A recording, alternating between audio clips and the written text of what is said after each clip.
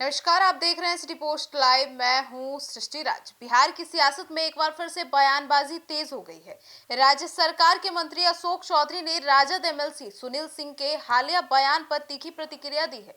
Media से बातचीत के दौरान अशोक चौधरी ने कहा कि अगर कोई विधान पार्षद में शराब की व्यवस्था कराने की बात करता है, उससे जुड़े किसी भी अवैध कृत्य में शामिल पाया जाता है, तो उसे उसका डिलीवर यानी कि परिणाम की भुगतान पड़ेगा।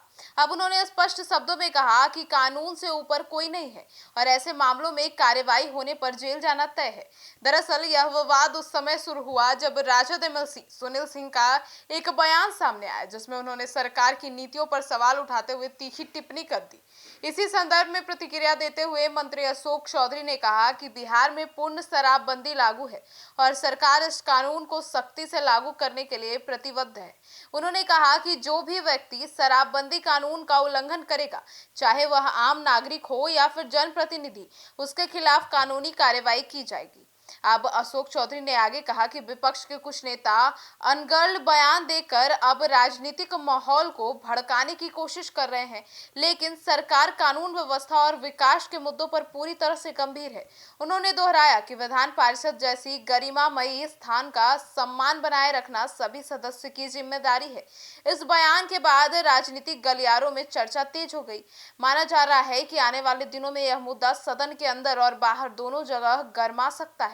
फिलहाल दोनों दलों के नेताओं के बीच आरोप प्रत्यारोप का दौर जारी है और सुनिए क्या कुछ कहते नजर आए अशोक चौधरी। कैसे हैंडल करती हो इतना मोबाइल एक साथ? हम लोग एक में पागल हो जाते हैं। चलो चलिए। शराबबंदी के कहीं ना कहीं जो है मजाक उड़ाते हुए सुनील ने कहा कि विधानसभा के कैंपस में भी शराब जो है मंगाया जा सकता है। तो मंगाए ना, मंगा दें तो जेल चल जाएंगे। मंगाएंगे तो जेल जाएंगे, इसमें क्या है? अब कोई कहे कि हम इसको गोली मार देंगे तो गोली मार देंगे तो फांसी होगा, इसमें क्या है? बाबू के मूर्ति के आसपास मिलती है शराब।